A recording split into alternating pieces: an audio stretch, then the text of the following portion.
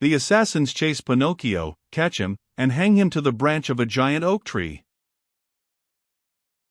As he ran, the marionette felt more and more certain that he would have to give himself up into the hands of his pursuers. Suddenly he saw a little cottage gleaming white as the snow among the trees of the forest. "If I have enough breath left with which to reach that little house, I may be saved," he said to himself. Not waiting another moment, he darted swiftly through the woods, the assassins still after him. After a hard race of almost an hour, tired and out of breath, Pinocchio finally reached the door of the cottage and knocked. No one answered. He knocked again, harder than before, for behind him he heard the steps and the labored breathing of his persecutors. The same silence followed. As knocking was of no use, Pinocchio, in despair, began to kick and bang against the door, as if he wanted to break it. At the noise, a window opened and a lovely maiden looked out. She had azure hair and a face white as wax. Her eyes were closed and her hands crossed on her breast. With a voice so weak that it hardly could be heard, she whispered, "No one lives in this house. Everyone is dead. Won't you, at least, open the door for me?" cried Pinocchio in a beseeching voice.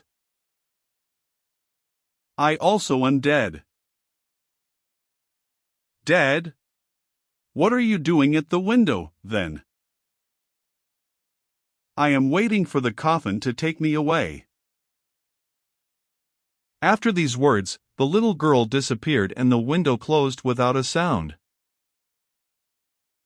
"Oh, lovely maiden with azure hair," cried Pinocchio, "open, I beg of you. Take pity on a poor boy who is being chased by two assassins." He did not finish, for two powerful hands grasped him by the neck and the same two horrible voices growled threateningly, "Now we have you." The marionette, seeing death dancing before him, trembled so hard that the joints of his legs rattled and the coins tinkled under his tongue. "Well," the assassins asked, "will you open your mouth now or not?" "Ah! You do not answer? Very well, this time you shall open it."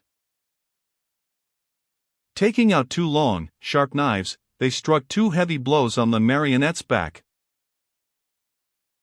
Happily for him, Pinocchio was made of very hard wood and the knives broke into 1,000 pieces. The assassins looked at each other in dismay, holding the handles of the knives in their hands. "I understand," said one of them to the other, "there is nothing left to do now but to hang him." "To hang him," repeated the other. They tied Pinocchio's hands behind his shoulders and slipped the noose around his neck. Throwing the rope over the high limb of a giant oak tree, they pulled till the poor marionette hung far up in space. Satisfied with their work, they sat on the grass waiting for Pinocchio to give his last gasp.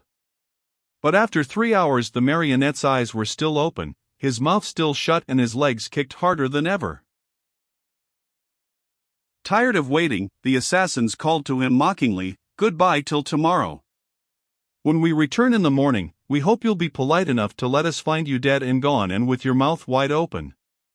With these words they went. A few minutes went by and then a wild wind started to blow. As it shrieked and moaned, the poor little sufferer was blown to and fro like the hammer of a bell. The rocking made him seasick and the noose, becoming tighter and tighter, choked him. Little by little a film covered his eyes.